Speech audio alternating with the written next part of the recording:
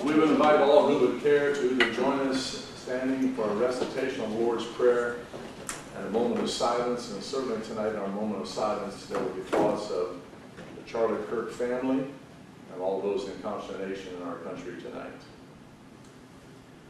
Our Father, who art in heaven, hallowed be thy name.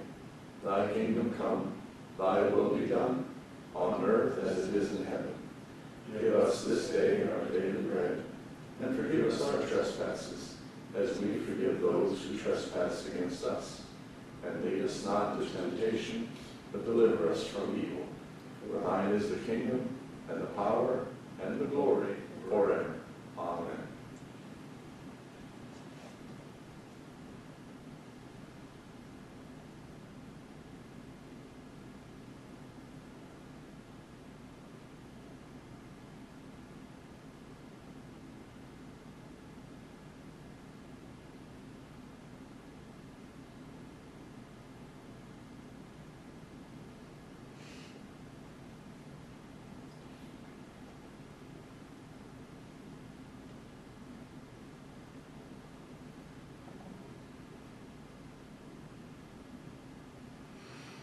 It is now 7 o'clock.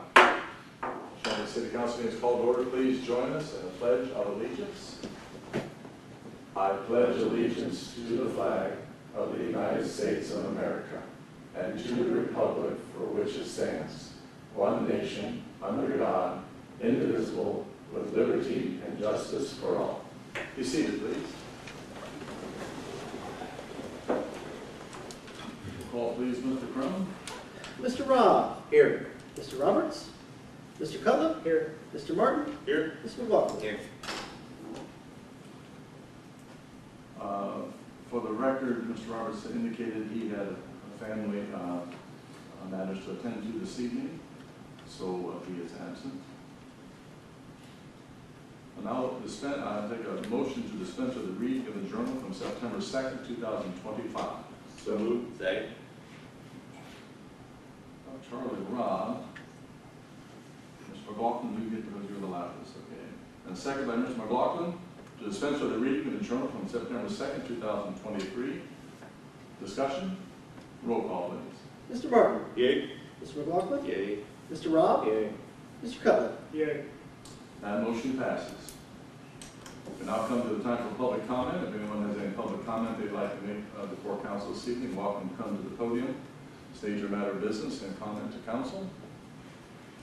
I don't think we've had any comments of that nature, but I have a few comments to make during public comment, and also we're also going to have Ms. Rollins make a few comments as well. You see here in front of me we have two very nice trophies, and there'll be one more trophy coming. Ms. Griffin and I attended on Friday 29th Earth Stewardship Celebration Awards Ceremony over in Mansfield. This is put on by the Richmond Area Chamber of Economic Development. And this year's was the 14th annual Take Pride Earth Stewardship Contest, the announcing of those winners.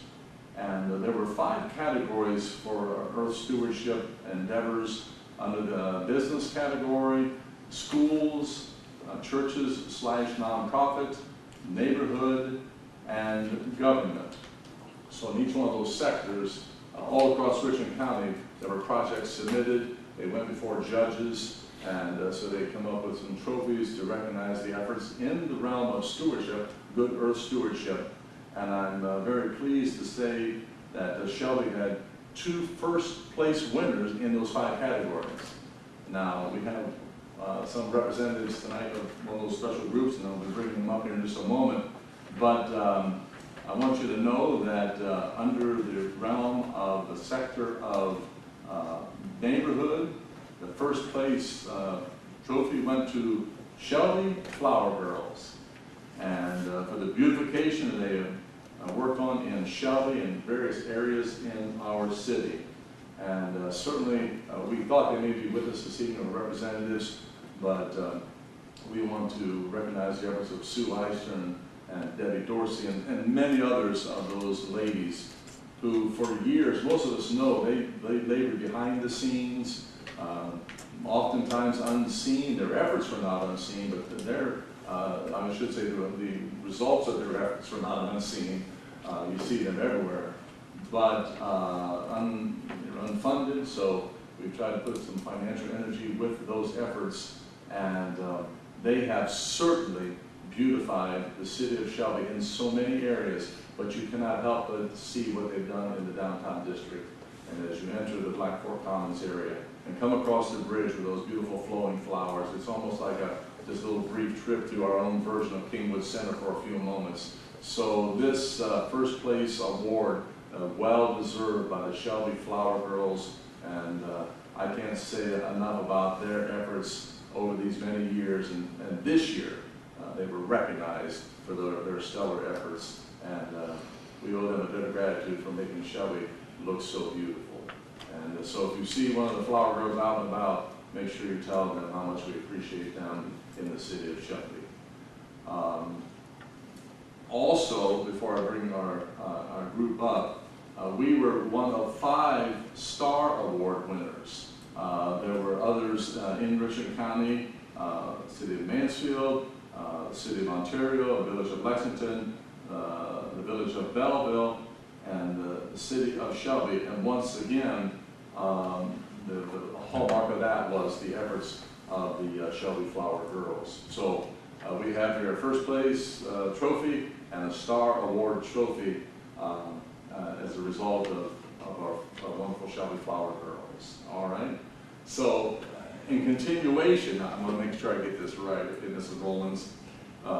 Under the category of schools, several schools submitted different projects and so forth in the realm of earth stewardship, and we from Shelby, the first place trophy went to the Shelby Middle School Eco Whippets and the Eco Whippets Club, right? I guess it's probably the final version of that, for their electronic recycling drives and so many other things. And I've asked Ms. Rollins if she might say a word about our Eco Whippets, and they're with us tonight. I want to get a picture with them. It's all right, guys.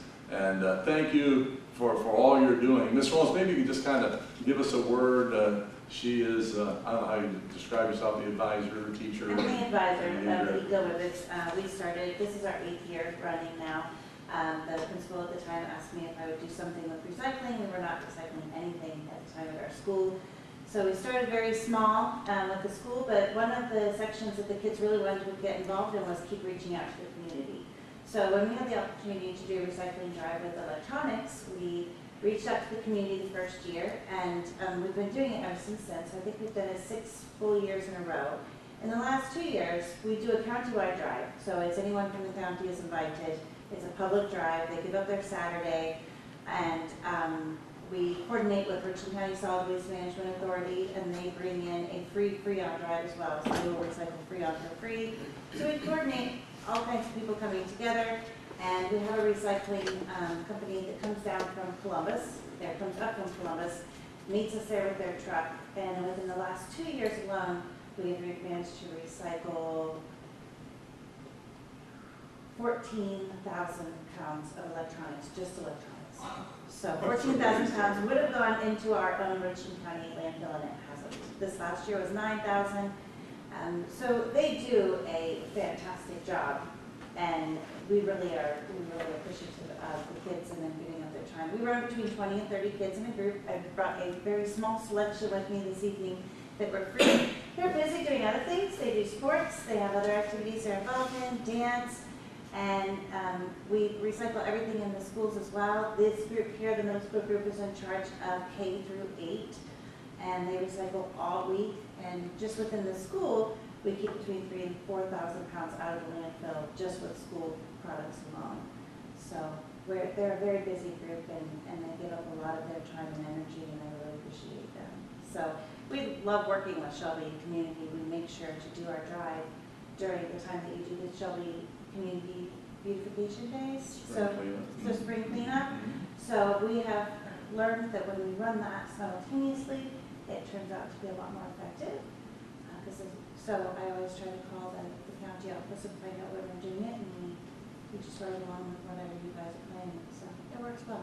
that has been a great collaboration with our health department and the Eco Whippets, the Shelby Eco Whippets. So yeah, we're the manufacturers. So let's hear it for our Shelby Eco Whippet Club. And trophy. They've got the first place trophy of all Richland County in the school projects for Earth stewardship. So ladies, just come on up here. We get a nice little picture. You'll remember this for years to come. You'll be telling your children and grandchildren about this night. Or something like that.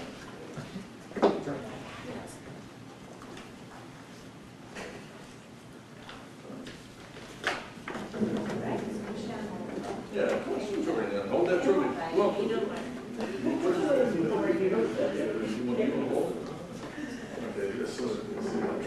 now, while we're up here, I mentioned these trophies, and we from time to time get other sort of awards. Just a minute, Joe, we're not ready yet. But please. I think we need to find a place in City Hall so we can put these on display and show some of the tremendous things that are happening in our city of Shelby. So we'll kind of all be working on that. You know, a carpenter maybe can help us get the display made. We'll see all about that. But we do need to find a place for displaying of these trophies. They're going to leave them under our charge. So all right, we'll look at the camera. Everybody smile and say cheese. There you go. Once again, thank you, ladies, for coming out today. Are you done holding it? Are you nervous? Oh, yeah. Should be no. I'll need to take it with me. You want to drop it off tomorrow? Do you want to show anybody Go else? ahead, it's been in the office, so that's fine. All right, very nice. If you two want close-ups of these, just help yourselves here. So. Yeah. And I do have this program if you want to get some of the details. If you guys want to get some of the details, I'll just put it there. And screw them all a little bit. While we're in executive session, some of you guys are. All right. Well, any more public comment? That was well worth it. Reports from standing special committees, Finance and Personnel Committee. Councilman Martin. Thank you, Mayor. Everybody got this in their packets, so I'm just going to quickly give a synopsis. Overall, we're doing all right financially outside of, well, not outside of, but to include, I guess, firefighter overtime. Something we've been talking about over and over. And it was asked kind of how are we going to deal with this. We're, at this juncture, while we're still waiting for some more longer term solutions and we're still going through that, the mayor and I have met to discuss this, and we've gone over stacks and stacks of different possibilities and stuff like that. So in lieu of that, we just made the recommendation that at this time we're just going to do the transfers out of the general fund to cover that will do us sufficiently through the end of the year. But this is going to be a recurring thing until it is dealt with and we look to deal with that. So aside from that, things are looking up across the board. You guys can see that in the packet. Mayor, really that's the extent of my report this evening. Thank you, Councilman Martin. Are there any comments or questions from Mr. Martin in regard to his report? Mr. Martin. Mayor, really the combined financial statement and cash investment reconciliation statement dated August 31st, 2025 be received, placed on file, and posted to the city website. We have a motion by Mr. Martin, a second by Mr. McLaughlin, that the combined financial statement and the cash investment reconciliation statement dated August 31st, 2025 be received, placed on file, and posted to the city website. Discussion? Roll call, please. Mr. Martin? Yay. Mr. McLaughlin?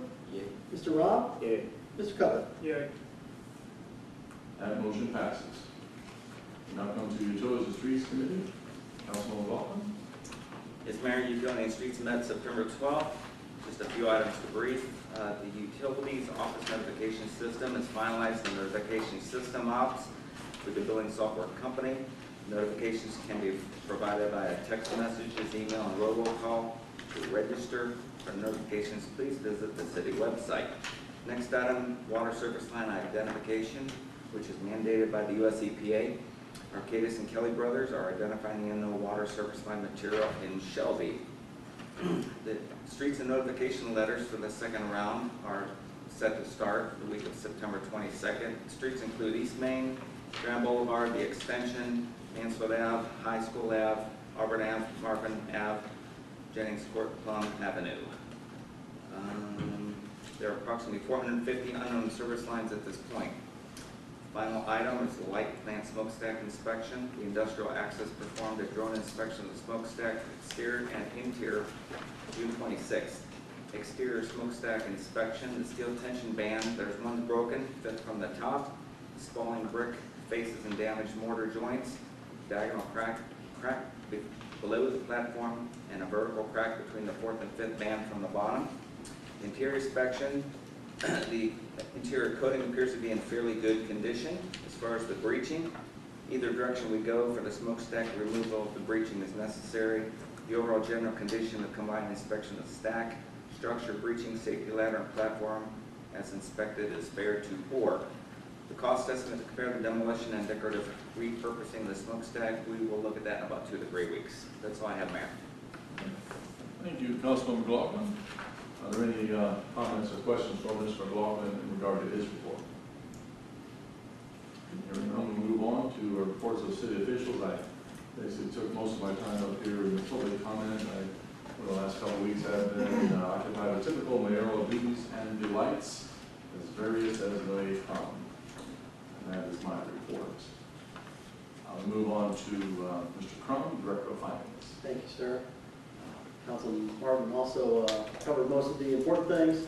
I will add to his report that I will have legislation for you next week with some potential transfers to bridge and funds to cover our shortfall in fire ranges, or next council meeting, excuse me. So look forward to that next month. That's all I have. Mr. Crum, any comments or questions for Mr. Crum with regard to his report? Hearing none, we'll move forward to Mr. Gordon Eister, Law Director. No report. Mr. Guy is Project Coordinator. Thank you, Mayor. Paving is still scheduled on October 1st for that. Our Curtis Drive sanitary sewer, that project is complete. Finalizing final payment, and we could have a change order at the next council meeting for that. Bridges, the Parkwood Drive, the guardrail was finished. That was a combination project with the parks. We talked about the Maxwell Drive bridge and possibly if we're going to rededicate the roads. That bridge does not meet the federal definition of a bridge, so it would not be able to get any federal funding. So there really wouldn't be any reason to spend the money to get that dedicated, if, unless we want to. But I do think the other one eventually wouldn't be a bad idea to get that done. So. Mr. Keller. If we ever replace that bridge, will we put it back to a federal bridge standards? Mr. Guy. That's a good question. I mean, logically it wouldn't be, but I mean, it has to be 10 foot going across from the embankment. There's opening. It's only 8 feet right now, so it very easily could. That stream has gotten wider upstream and downstream, so that's definitely something that we look at. Mr. Martin. It still goes on our bridge report though, correct? Or no? Mr. Guy. It is not. Mr. Martin. So I guess the question begs the question, like, how would we even know it needs replaced? Mr. Guy. So ODOT came through, well, probably about 5 years ago, and said they were going to take on inspecting all the bridges that meet the federal. So this one doesn't. So we have our engineer go in and look at it and see it's in fine shape right now. Mr. Martin. Then do we do that at the same time as the other bridge inspection? It does not. I mean, we can, but it just doesn't have to be as much as the other one. So, but we do get in there and inspect it. Mr. Martin. I think because of the age of the bridge, I mean, because we know when the other bridge inspections come, we get the big report, right? Even if it's not necessarily on an annual basis, if we have it to where we just have it as a frequent thing, and then we can add it to that report for council, just so we keep an eye on it. I don't, you know, we don't want to be after the fact going, oh, the bridge collapsed, we got to fix it. So, and again, I don't think we're in any danger of that anytime soon, but it would be nice for future councils to have that information. How many non-federal bridges then do we have within the city limits? There's that one, the culvert that goes across 61 by the water plant.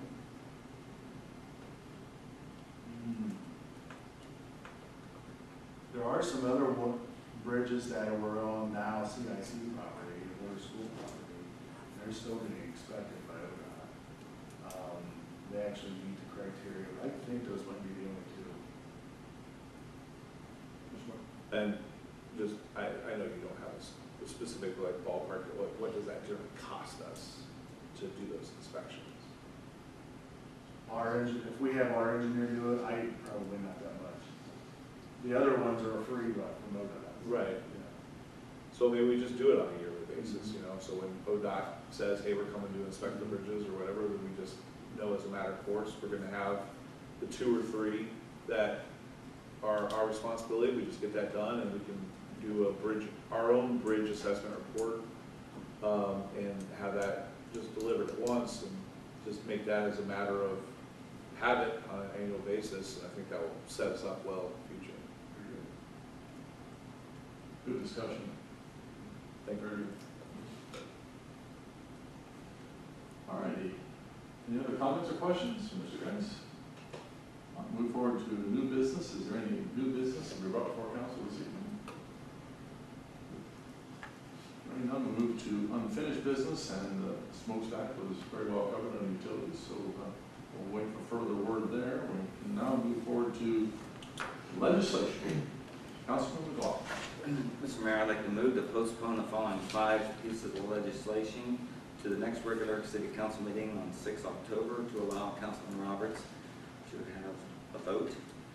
The following legislation would be ordinance number 24, 2025, as well as ordinance number 25, 2025, 26, 2025, 27, 2025, and 28, 2025. So, We have a motion by Mr. McLaughlin and a second by Mr. Martin to postpone till the next regular meeting ordinances 24, 25, 25, 25, 26, 25, 27, 25, and 28, 25. Discussion? Mr. Martin. so I have no problem with postponing at this point. This is more like a more macro question. We were looking at possibly having some significant changes, and I'm wondering if those changes are best done in committee setting, or if they're best done in this setting in a legislative Committee level. perhaps. I don't know, but even just like the utilities committee doing some refinements and stuff like that. I defer, of course, to the sponsors of the, but I just something to think about if we do have some kind of significant changes. If it would be better to address that in a committee setting and not in this setting. Councilman McLaughlin. The committee's already done the work. I don't think that's necessary.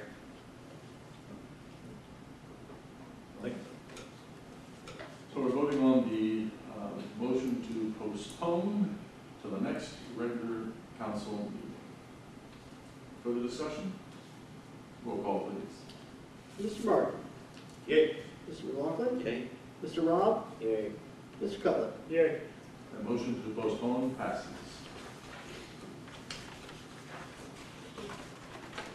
Ordinance number 30, 2025, amending ordinance number 8, 2025, annual appropriations and declaring an emergency.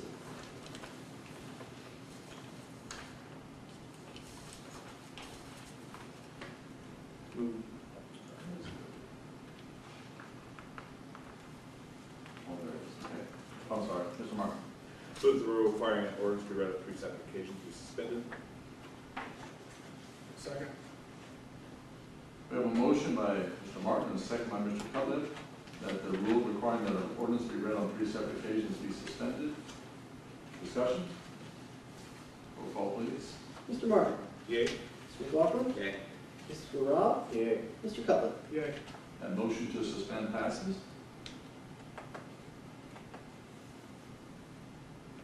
Mr. Martin? Move for passage of the ordinance. Second. We have a motion by Mr. Martin and a second by Mr. Cutler for the passage of ordinance number 30, 2025. Discussion? Mr. Crum? Thank you, Mr. Mayor. This one kind of caught me off guard. The hospitalization fund, how it works is we get money from all of our departments, in essentially our health insurance, and we pay it out, pay out the claims out of that money. And then in cases where we have rather large claims, we are essentially reimbursed from bigger insurance policy. So, you're probably thinking, Brian, how in the world did you miss that so bad, that appropriations? Well, unfortunately, we've had a number of high claims, and so we're okay because those have fallen under that essentially insured policy. So we're getting reimbursed all of these monies, but it definitely, we've already used our expended appropriations for the year. So between going to the county and asking them to increase the revenue budget, and then this line item should fund those expenses for the rest of the year. Hopefully I said that well. Further discussion? Mr. Cutler? Just out of curiosity, how much of this 1.4 mil was money that we got back from the insurance, or was all of it? Mr. Crum? That's a good question. I think I had originally budgeted 2.8 million for the year, and which would be more or less what we get from the other funds. So really all of this 1.4 is more or less probably coming from the insured claims. I can find that out for sure. I have it on my desk. I just didn't bring it. Mr. Martin? Oh, we had to increase the revenue budget, right? So how much do we increase the revenue budget for the next command? Mr. Crum? By the same 1.4. Any other questions or discussion? Roll call, please. Mr. Martin? Yay. Mr. McLaughlin? Yay. Mr. Rob? Yay. Mr. Cutler? Yeah. Ordinance number 30, 2025 passes. Resolution number 26, 2025, accepting the amounts and rates as determined by the Budget Commission and authorizing the necessary tax levies and certifying them to the county auditor. Mr. Martin? Move a resolution to take pass. Second. We have a motion by Mr. Martin and a second by Mr. Cutler for the passage of resolution number 26, 2025. Discussion, Mr. Martin. I just have one question, and we haven't really done this before, so does this need to be by emergency, or can it just go to due course? It's really just accepting the revenue budget, but I just want to make sure before we pass it, that it doesn't need to be by emergency. Mr. Crum? This does not need to be done by emergency. I think we have another month before this actually has to be turned in, month and a half. Any other questions or discussion? Roll call, please. Mr. Martin? Yay? Mr. McLaughlin? Yay. Mr. Rob? Yay. Mr. Cutler? Yeah. Resolution number 26, 2025 passes. Resolution number 27, 2025, authorizing the mayor as Director of Public Service to prepare and submit an application to participate in the Ohio Public Works Commission, state capital improvement and/or local transportation improvement programs, and to execute contracts as required for the City of Shelby, West Main Street, and South Long Street sewer and water main replacement project. Mr. Martin? Move a resolution to take pass. Second. Mr. Cutler, the second. We have a motion by Mr. Martin and a second by Mr. Cutler for the passage of resolution number 27, 2025. Discussion. Mr. Geis. Thank you, Mayor. This project is, the last few, we've been listening to our service department on the biggest problem area. This certainly is one of them. The sanitary sewer going on even on North Long Street is too shallow. It's backing up into the basements and so forth, and down South Long. So this project sewer-wise will allow us to lower the sewer main and eventually even run down and replace the one on North Long. But for right now, it'll be South Long. And then the water main on West Main Street from North Long going to Stanball is undersized and it has many breaks on it. So we put an old 6-inch main up to an 8-inch, replace all the service lines and so forth. So this is a total $542,000 project. We'd be looking to get half of that, so $271,000 OPWC. Mr. Butler.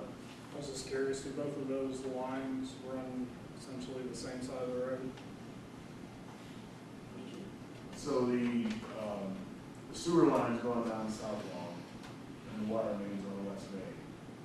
So we do need to move the water line on the West Main to the other side because of existing sanitary that's going down West Main. So to get them away from each other, they're not supposed to be that close. So. Any further discussion, any other questions? Mr. Martin. Just of note, we did get a certification, but it is not signed. So we'll just get I do have the original sign, so. All right. Mr. Geis. Oh, that was, that form that you had in there, that's an OPWC form. I did have Mr. Crum sign that, and it's already been, I have to load all this stuff up onto the website and so forth. Gotcha. I gave all that stuff to Stacy before. Nope, I had to see. sign it, so. I missed it, so Any other discussion? thank you. Roll call, please. Mr. Martin? Yay? Mr. McLaughlin? Yay. Mr. Rob? Yay. Mr. Cutler? Yeah. Resolution number 27, 2025 passes. Resolution number 28, 2025, authorizing the mayor as Director of Public Safety to accept the material terms of the new national opioid secondary manufacturer settlements pursuant to the memorandum of understanding and consistent with the terms of the new national opioid settlement Purdue agreement and declaring an emergency. Mr. Martin. Move the resolution to pass. Second. I have a motion by Mr. Martin and a second by Mr. McLaughlin for the passage of resolution number 28, 2025. Discussion, Mr. Crum. If it would please, council, could we change the title of this to remove, let's see, to replace Purdue with secondary manufacturers? On which line? It's in the actual title of the ordinance. Yes. Where, The very last line of the where it title. says Purdue agreement, Yes, and that's instead of Purdue, it should be secondary manufacturers. would one of the council members want to make that, Mr. Martin? Moves to do so with unanimous consent. Are there any objections to, by unanimous consent, removing Purdue and replacing it with secondary manufacturers? Are there any objections to that? If not, it will be so amended by unanimous consent. So that will read then, after the colon, secondary manufacturer agreement, manufacturers plural, singular, Plural. manufacturers agreement, and declaring an emergency. Everyone clear on that? So that sounds, that will be the title. Is there anything down below that needs? Mr. McLaughlin? I do not believe there's any other ones. I missed that in creating this legislation. It's my fault. We had several of these, these settlements. Either the first line or secondary. That's right. Yeah. Yes, Comment to that? this is different than the last one or two that we've had already this year. They just keep coming. This is going back to 3 years ago when we started getting these these funds go to the DARE fund, and very useful to us, and it's The my- proceeds go to the dairy fund. Yes. Very good. Further discussion or any questions? Roll call, please. Mr. Martin? Yay. Mr. McLaughlin? Yay. Mr. Rob? Yay. Mr. Cutler? Yay. Resolution number 28, 2025 passes. We'll come to miscellaneous business, any miscellaneous business accounts for council. Mr. Martin. Thank you, Mayor. This last week, of course, brought several different events. First one I'll touch on is the anniversary of 9/11. It's hard to believe that it's already 24 years. So next year, not only do we celebrate the 250th birthday of our country, we will be celebrating or acknowledging the 25th anniversary. It's amazing how time flies there. But of course, the day prior to, we saw another act of political violence in our country. And if everyone would so indulge me, I'd like to take a moment to just reflect on that.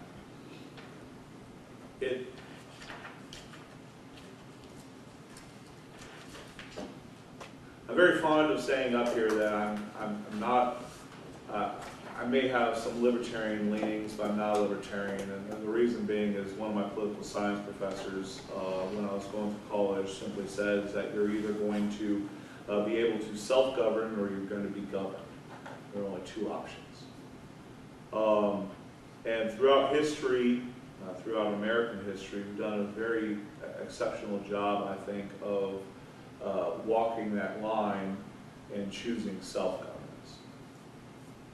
And the reason we've been able to do so is because of our small L, liberal beliefs that we can come to the table with civil discourse, disagree without necessarily being disagreeable, and solve problems amicably, even though they at times have very vast policy disagreements.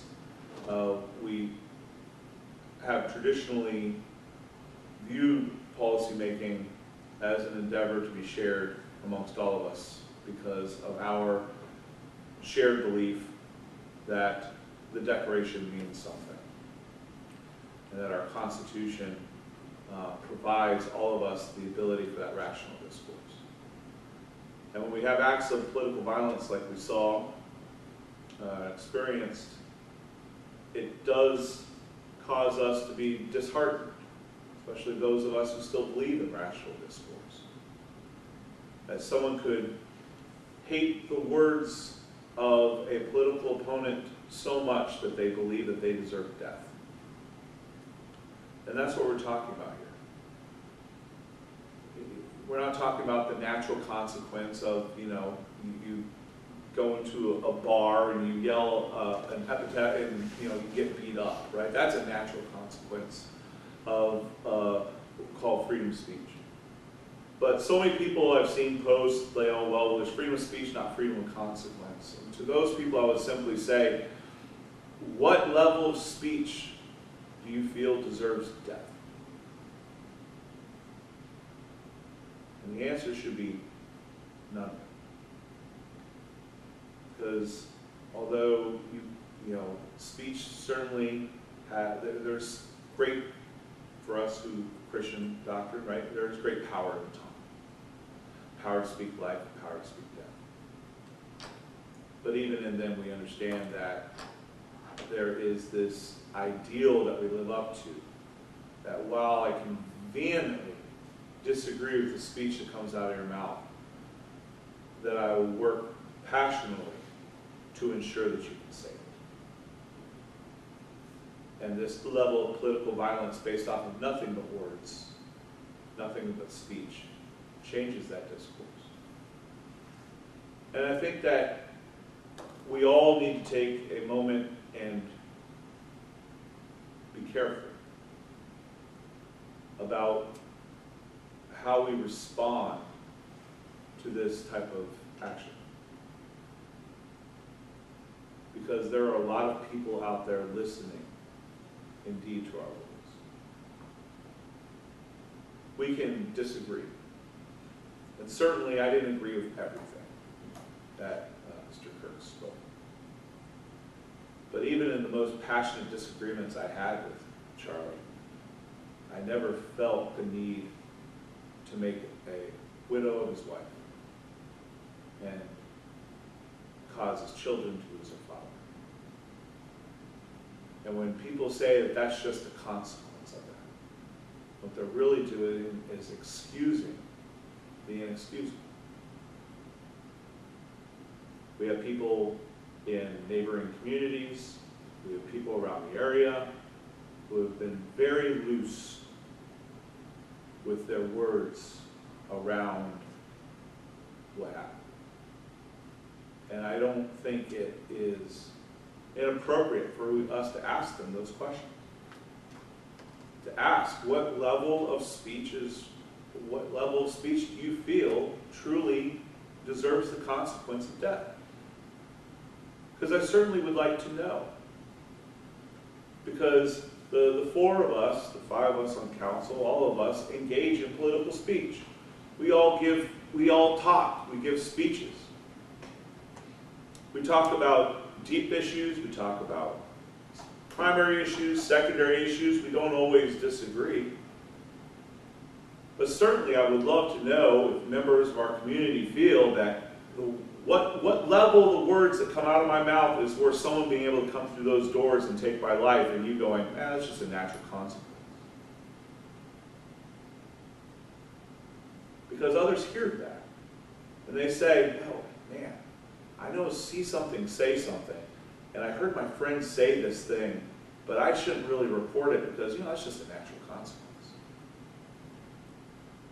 Or in our school system, when leaders of teachers' unions get up there and say the same thing, I say, okay, well, what message is that to the students? In my history class, we discuss controversial topics because I still believe that discussing these topics is the way through, as did Charlie. So what happens if a student gets really upset about a discussion that happens in class and they decide to do something about it? Is that just a natural consequence? These people have to understand the power of their words as well. They also have to understand that there are larger principles in play.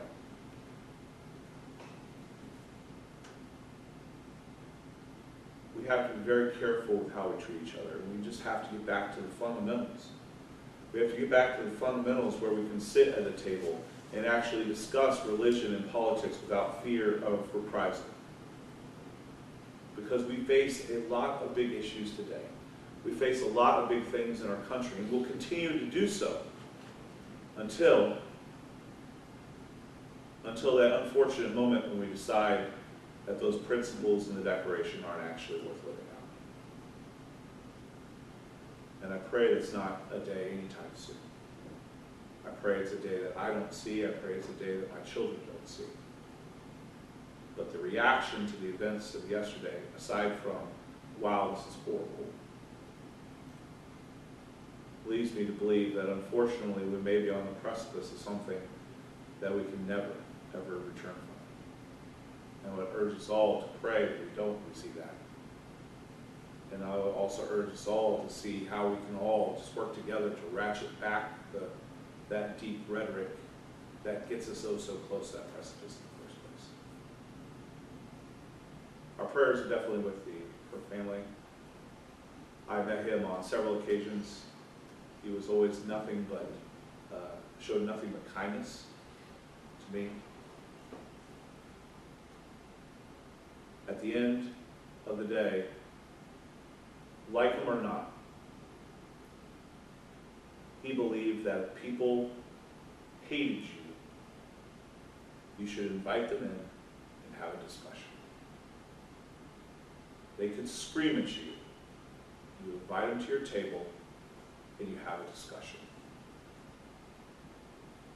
He was a defender of free speech, yes, but he used it not to say provocative things, but to have a conversation. And they killed him for it. And I just pray that we learn the lesson, positive lesson from that, and not the negative. Mayor, Thank you. with that, I move to go into executive session for the following purpose. Consider the purchase of property for public purposes, for the sale of property, competitive bidding, premature disclosure of information would give an unfair competitive or bargaining advantage to a person whose personal private interest is adverse to the general public interest. Second. We have a motion by Mr. Martin, a second by Mr. McLaughlin to go into executive session for the reasons so read. Discussion? Councilman Martin, if you, Yes. anybody else between Mr. Rice and you, I think that's it, right? You would, please. Yes, if this is so passed, we would invite, All myself too. yes, I assumed you would want to come on there. Mayor, Mr. Ister, and Mr. Tyson. All right, any further discussion? Roll call, please. Mr. Martin? Yay. Mr. McLaughlin? Yay. Mr. Rob? Yay. Mr. Cutler? Yeah. That motion passes. We'll go to executive session at 7:45.